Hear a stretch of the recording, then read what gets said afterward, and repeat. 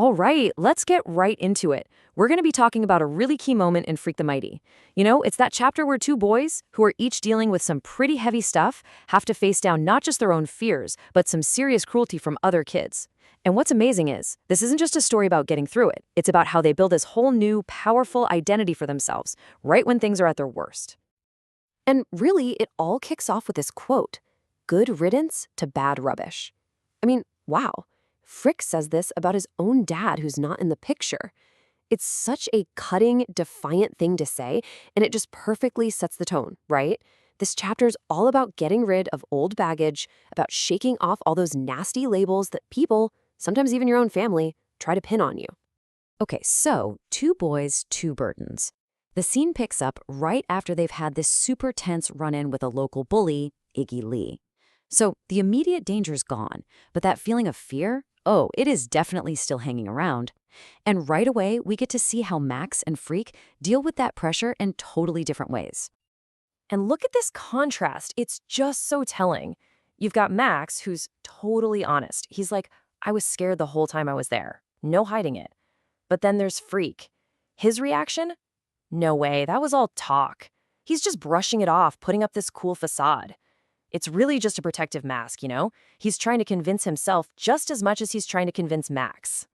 And this gets to the heart of what they both share, this unspoken past. Both of these kids are basically haunted by their fathers. You see, Freak, he's just dismissive about his dad being gone. He made his decision and I made mine. Case closed. But Max, he just avoids any talk of his father, good old Killer Kane, completely. It's this huge unspoken thing between them that weirdly just makes their bond even stronger. So that brings us to a new arena. Because, dealing with one bully is one thing, but now they're facing something that for them is way scarier. The first day of 8th grade.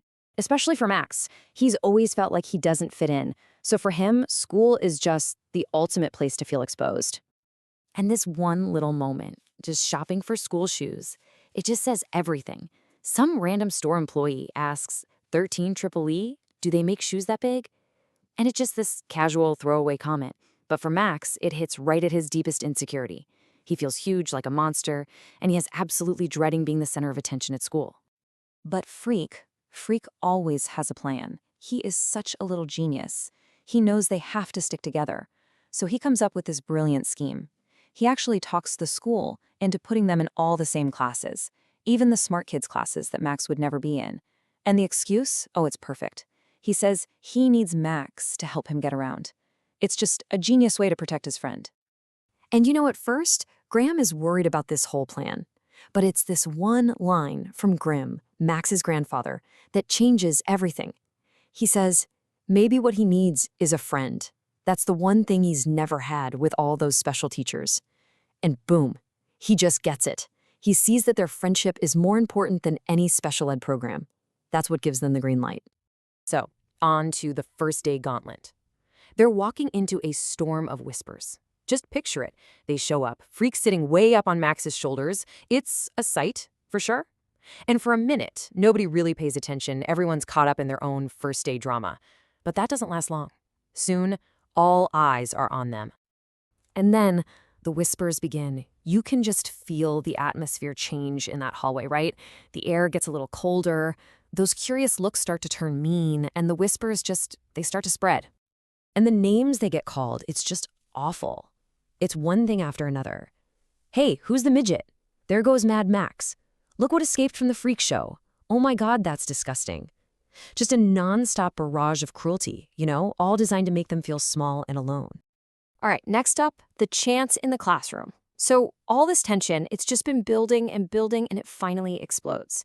And it all happens because the new English teacher, Mrs. Donnelly, has no idea what she's walking into. She's just trying to be nice, but she ends up lighting the fuse on a powder keg. Yeah, she asks this totally normal, first day of school question, Maxwell, will you please stand up and tell the class something about your summer?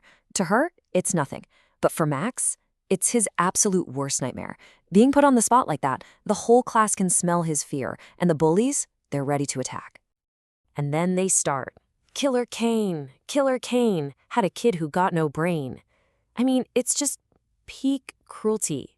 They take Max's deepest, darkest trauma, the thing he's most terrified of, and they turn it into a weapon, a chant.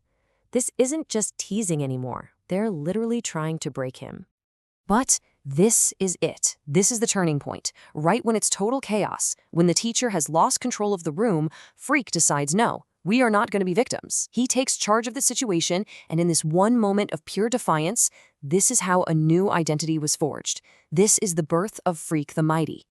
And what he does is just amazing. Freak gets up on his desk, this tiny little kid, and he just roars, "Order, order in the court. Let justice be heard." And the sheer power in his voice, his absolute refusal to back down, it just shocks the entire room into silence. Everybody just stops and stares. And then comes the transformation. First, Freak gets on Max's shoulders. Then, Max stands up. And in that moment, he says he feels strong and smart. He's not the scared kid anymore. And then, Freak declares who they are now.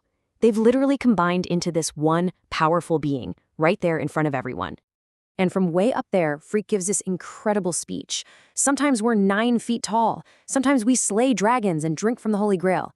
He's not just defending them, he's completely rewriting their story. He's telling everyone, we're not victims, we're not outcasts, we're heroes on a quest. It's just incredible. And then comes the best part. Freak starts a new chant. He yells, "Freak the Mighty, Freak the Mighty," and the whole class, they just get swept up in it. They all start chanting it with him. They've taken the bullies' insults and turned them into a victory cry. It's a total triumph. So after all that, we move to our final section, convincing the principal. Because of course, after a scene like that, you're going to end up in the principal's office. So they've won the battle in the classroom, but now they have to make their new identity official. And that means facing the authorities. And here's how Freak wins this argument too. It's just perfect. First, he very politely asks if he can explain the slight misunderstanding. Then, he just unleashes his vocabulary. He uses so many big words that the principal basically needs a dictionary to keep up. And finally, he manages to convince her that Freak the Mighty is actually a good thing for both of them. He wins, not with shouting, but with his giant brain. So that leaves us with this final question to think about. How can a new name create a new identity? Because what happened there wasn't just a gimmick. Max and Freak took all these horrible names the world had thrown at them, Freak, Mad Max, Killer Kane's son, and they melted them down and reforged them into a badge of honor. It really makes you think, doesn't it? How much power do we really have to just rename ourselves? And in doing that, change everything about who we are?